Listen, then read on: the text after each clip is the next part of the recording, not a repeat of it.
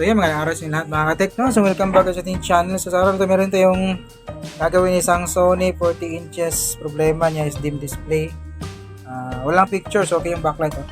Okay yung backlight niya. And pero wala siyang picture. Ano niyo ba? Yun. Okay yung backlight niya, pero wala po siyang picture. So DC-DC protect yung problema niya. Kasi ang meron is dito naman yung kanyang 12 volts line na BIN na pumapasok sa ating DC-DC. Pero wala lang siyang out, wala yung BGH or B-on or tsaka B-off natin, and the rest EBDD and it's EBDD, no? So sinig natin kasi very common to na ganitong problema, DC-DC protect, panel issue, CKV lines leak yung linya. So nagtry tayo na dito, bunutin ko lang, try tayo na mag-check ng CKV lines. Ayan dito, tapos natin. So meron naman siyang label nito, yung may harapan dito. Meron siyang label, oh. Ayan, label niya. Ito yung SG monitor right. Ayan, monitor right ito. Tapos CKB1, CKB2, CKB3, CKB4. Pares ng CKB1, CKBB1, CKBB2, CKBB3, and CKBB4. So, chinek natin yung CKB1. Pares niya na CKBB1. May nasukat po tayong 1.90 ohms dito na side. Then the rest okay, mega ohms yung reading, no? Katulad ng CKB2, CKB3, CKB4 baris niya. So naglipat po tayo dito sa may kabilang side. Nasaan na yun? Ayan, ito naman yung CKB1, tapos pares niya na CKBB1. Chinek po natin ang resistance yan. Medyo bababa yung resistance dito, na sa mga 1.85 ohms. So ibig sabihin yan, andito yung may problema kasi yun yung pinakamababang resistance na nasukat natin. The rest, okay yan. Mega ohms yung reading.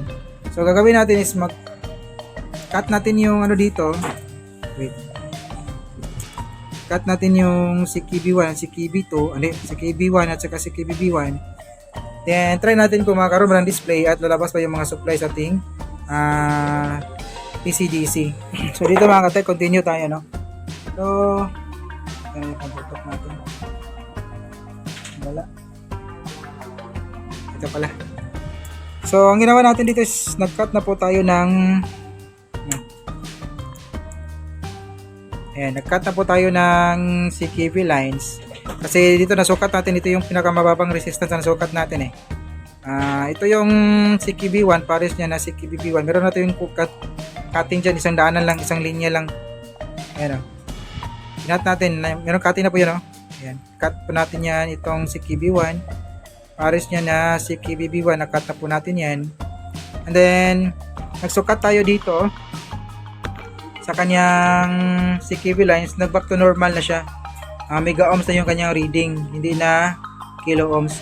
So, ibig sabihin niya, nakuha natin yung problema dito sa my side. Nakuha natin yung leak. So, ulitin ko lang, dito nasukat natin kanina, hindi ko lang napakita, pero meron tayong picture dyan. 1.090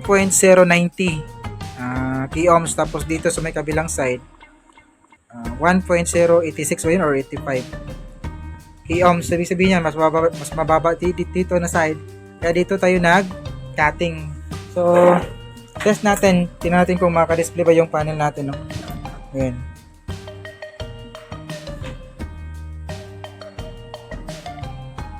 So yun, labas yung logo ng Sony. Ayan, display na po yung unit natin, na back to normal na siya. Hindi pa pala, kasi meron pang fine lines, oh. Meron pang fine lines. So ang gagawin natin dyan, puputulin po natin lahat ng mga natirang CKV lines na papasok dito. Tapos pagdudugtungin po natin yan, tapos i-connect natin sa my ground para mapahaba yung buhay ng ating panel, para walang fine lines, para makinis po yung kanyang linearity. So nakuha natin yung problema, di ba? So pwede tayo mag-continue ng cutting. So pwede natin putulin dito.